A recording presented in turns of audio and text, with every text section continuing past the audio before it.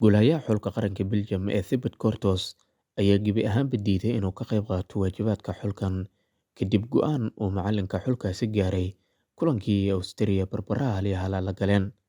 Haddaba muxuu yahay dagaalka saddex geesoodka ah ee uu afarayn karo macalinka la yiraahdo Testao ee u dhexeeya Romelu Lukaku, Thibaut Courtois iyo Kevin De Bruyne ee u dhexeeya calaamadda kabtanka? Sheekadaas ayaan muuqaalka kugula wadaagi doonaa daawade ee ila gaar gabagabada si aad u ogaato xogtan.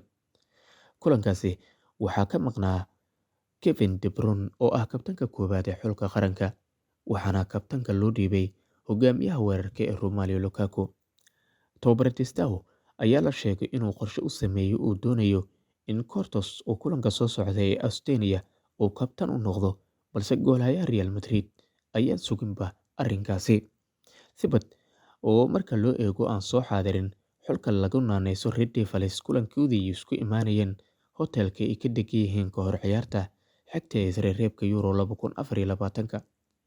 Xogtan waxaa sheegay saxafiga Belgium ee la yiraahdo Heather Nusberg, kaasi oo sheegay in qorshuhu uu ahaa kuwii 30 jirkaasi kulanka Austria oo u noqonaya kii boqolaad lagu maamuuso calaamadda xushmadda. Thibaut Courtois aad ayuu muhiim inoogu yahay, ayuu yiri tababaraha xulkaasi. Sabtidii Romelu iyo Courtois ayaa wadahadal kala yeeshay mas'uuliyadda kabtanimada. Kulankii Austria waxa uu ahaa kulanka Lukaku Austria. Thibaut ayaa helay darajadaasi. Muhiim ayay inoo tahay in aanu dareenno in la qiimeeyo, ayuu yiri tababaruhu.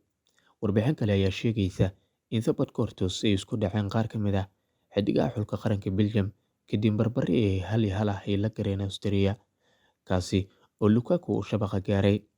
Ma ahan markii ugu horeysay ee khilaaf uu ka dhex qarxo xulka Belgium. Xidigaha loo yaqaano jiilka dahabiga ah ayaana markasta u muuqda kuwa xurgufo ay dhex taalo.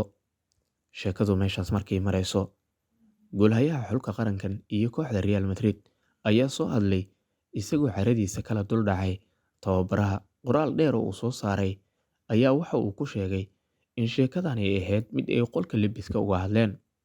Waxa uu yiri, waxa aan maqlay war ka soo baxay tababaraha shirkiisa jaraa'id.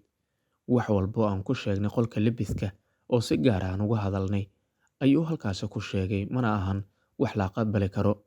Aad ayaan uga xumahay arrintaani, laakiin waxaan rabaa inaan caddeeyo in qiimeynta tababaraha aysan ku habboonayn xaqiiqada in uu wax walba dibadda keeno, ayuu yiri ninka la yiraahdo Thibaut Courtois. Dagaalkan ayaa ah mid joogto ah oo xiddigahan sababay in ay guuldarrooyin kala baxaan garoomada waaweyn. Sheekadan ayaana u muuqata kala tag weyn kadib markii uu xulkan u ka fariistay kabtankoodii hore ee Eden Hazard, waxaana dagaal uu ka taagan yahay cidda qabanaysa kabtanka marka la waayo wiilka Manchester City ee Kevin De Bruyne.